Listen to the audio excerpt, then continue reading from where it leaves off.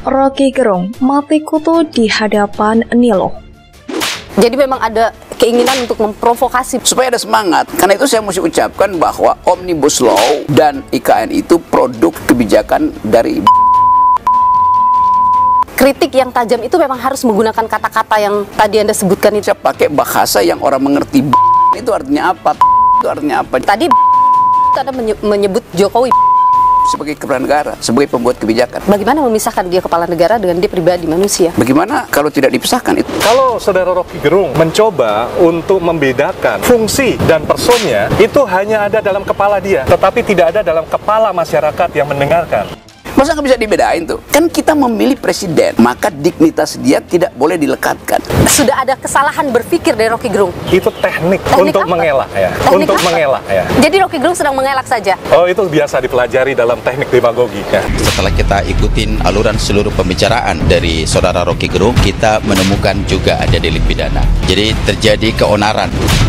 Kami masyarakat Dayak marah, tidak boleh ada lagi yang menghina presiden. Siapapun yang mengganggu dan menghambat masalah IKN akan berhadapan dengan saya dan pasukan saya.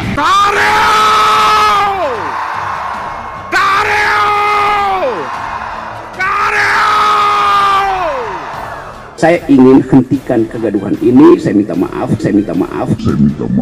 Ini tidak substantif. Hanya seorang pecundang yang tidak mau mengakui kesalahannya dan meminta maaf. Itu kan menimbulkan keonaran. Makanya dari kritikan itu berita bohong apa yang disampaikan tadi. Ketika Anda mengatakan seseorang seperti itu, Anda meninggikan posisi Anda. Saya lebih tinggi dari presiden. Tapi secara hierarki kan presiden itu adalah pemimpin, kepala negara. Kapan dia jadi pemimpin? Ketika dia minta izin pada rakyat. Kita di Indonesia ada norma, ada batasan begitu. Bagaimana Anda melihat bahwa Anda kebablasan tuh di situ?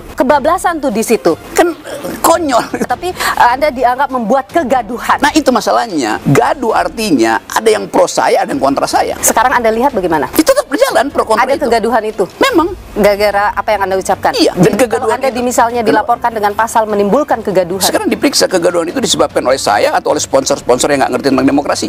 Itu teknik untuk apa? mengelak ya. Teknik Untuk apa? mengelak ya. Jadi Rocky Gerung sedang mengelak saja. Oh, itu biasa dipelajari dalam teknik demagogi ya. Hanya seorang pecundang yang tidak mau mengakui kesalahannya dan meminta maaf. Kalau yang bersangkutan hanya bisa sadar dengan hukum, ya bantulah mereka dia sadar dengan hukum juga gitu ya. Misalnya peraturan hukum pidana tahun 46 nomor 1 itu pasalnya 14 dan pasal 15 itu delik biasa. Dia mensyaratkan adanya akibat dari pernyataan tersebut sebenarnya menimbulkan keonaran, ya kan, menimbulkan kebencian, rasa permusuhan, dan itu sudah terjadi akibat keonaran di mana-mana rame kan.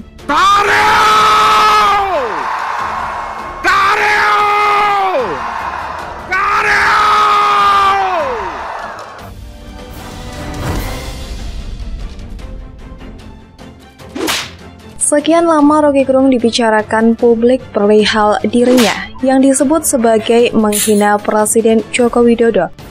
Berselang berjalannya waktu dengan segala pelaporan yang harus dihadapi Rocky Gerung, kini saat melakukan wawancara eksklusif, Rocky Gerung tampak masih sama, tidak mau mengakui kesalahannya dengan segala dalih dan penanggalannya. Menurut Rocky Gerung, pernyataan tersebut sekedar kritik dan bukan menghina Jokowi secara individu. Maka saya minta maaf terhadap keadaan hari ini yang sebab perselisihan berlanjut tanpa arah. Kok ini kenapa nggak diselesaikan secara hukum? Jelas Rocky. Rocky Gerung menyebutkan bahwa pernyataan kritiknya terhadap Presiden Jokowi merupakan hal biasa dan sudah sering dilakukan jauh sebelum kasus tersebut. Namun pada saat akhirnya kasus ini menjadi heboh lantaran menciptakan pro dan kontra terkait dengan ucapannya.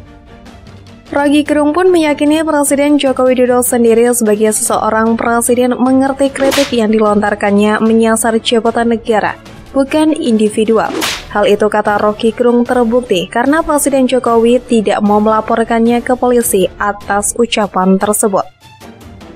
Rocky Gerung menilai yang boleh merasa terhina hanyalah manusia sebab dia punya martabat, sedangkan presiden tidak punya martabat menurutnya. Yang boleh terhina hanyalah manusia karena dia punya martabat. Presiden tidak punya martabat karena presiden bukan orang. Presiden itu fungsi. ujarnya. Hanya manusia, kata Rocky, yang punya martabat. Martabat itu melekat seumur hidup. Presiden kita dipilih setiap 5 tahun. Mana ada martabat berganti setiap 5 tahun. Jadi kacau cara berpikir bangsa ini. Tidak boleh ada personifikasi pada Presiden Jokowi, ujarnya. Pernyataan ini pun bahkan sempat didebat oleh Niluh, di mana Niluh sendiri menjadi pembawa acara dalam wawancara eksklusif Kompas TV tersebut. Mengata-ngatai orang dengan sebutan dungu, bajingan tolol, bajingan pengecut adalah suatu hal yang cukup buruk. Okelah jika memang misalnya cacian dan hujatan itu dialamatkan ke koruptor, begal, rampok, dan penilap duit rakyat yang sudah terbukti melakukan kejahatan yang dungu dan tolol tersebut. Tapi jika disemprotkan ke orang yang tidak melakukan kejahatan seperti itu, tentu saja tidak bermakna tuduhan, lebih mendekatkan sebagai ujaran kebencian yang bermakna menyebarkan hoaks dan fitnah. Apalagi jika disampaikan secara terbuka di depan umum dan disebarkan secara luas melalui media. Apalagi jika ujaran kebencian itu dialamatkan ke presiden yang notabene adalah kepala negara. Orang yang sangat kita hormati seharusnya, bukankah dalam kultur Indonesia kita wajib menghormati guru, ustadz, pemimpin, lebih menempatkan posisi mereka yang terhormat dan termulia. Karena apa? Ya karena jasa mereka sebagai insan dalam mengalirkan dan menghadirkan sebuah kebaikan. Anda ada satu kesalahan yang diperbuat oleh guru, ustadz, atau pemimpin kita, apakah juga boleh dengan lazim dihujat dengan sebutan bajingan tolol? Boleh saja memang, namun ada tetapinya. Cacian itu untuk konsumsi ruang yang cukup sempit saja, tidak disampaikan di mimbar apalagi disebarluaskan di media. Kita harus mawas diri, harus sadar posisi. Jika seseorang punya posisi sebagai tokoh, pernyataan di ruang publik diikuti oleh banyak khalayak. Harus pandai memilih kata-kata untuk disampaikan. Jangan asal ucap meski ada satu hal perkara yang menjadikan emosi dan gelagak kemarahan sekalipun. Menyampaikan kritik pun ada etikanya. Kenapa mesti beretika? Karena apa itu dimensi kritik? Jika dimaksudkan untuk andil menyayangi sebagai bagian untuk menegakkan demokrasi, dan disampaikan dengan mengurai kelemahan dan kesalahannya, tapi tentu tidak harus disampaikan dengan cara menghujat. Tidak disampaikan dengan aura kebencian yang bisa menggiring pada kemarahan dan membangkitkan emosi negatif bagi yang mendengarnya. Apa yang telah dilakukan Rocky Gerung terhadap bunyi orasinya yang mengarah ke Presiden Jokowi, menurut publik adalah sebuah kenaifan sebagai orang yang mengaku berilmu dan berpengetahuan luas. Jika memang ia seorang ilmuwan, tentu ia tahu makna dari mawas diri dan sadar diri itu. Tidak mudah mengumbar kata-kata jorok dan melukai perasaan orang lain. Apakah Presiden Jokowi secara fakta seperti apa yang dituduhkan? Juga belum tentu. Itu kan persepsi dan asumsi oleh Rocky Gerung itu sendiri. Tentunya ini subjektivitas yang bisa dilihat secara terbuka untuk menguji kepantasan dan kewajarannya. Boleh saja jika pendapat pribadi yang subjektif sifatnya dilesakkan dengan nada tinggi. Tapi kenapa harus disampaikan dan sarkasme hujatan dan dikonsumsikan kepada umum? Dengan menilik pada dilema tersebut, kita pun jadi boleh bertanya, apakah Rocky Gerung bermoral? Apa tujuannya ia mengata-ngatai Presiden Jokowi dengan sebutan dungu, bajingan tolol, dan bajingan pengecut? Apa yang lebih menjadikan motifnya ia melakukan kenaifan itu? Bukankah Presiden Jokowi adalah pemimpin yang baik, pemimpin yang dicintai rakyat? Terbukti dari banyak survei, mayoritas rakyat kita puas dengan kinerjanya. Apakah mayoritas rakyat Indonesia ini manusia-manusia bodoh hanya karena mempercayai dan mencintai presidennya? Apa kalau sudah merasa filsuf itu, orang seperti Rocky boleh mengata-ngatai orang lain yang tidak sepintar dia sebagai si dungu?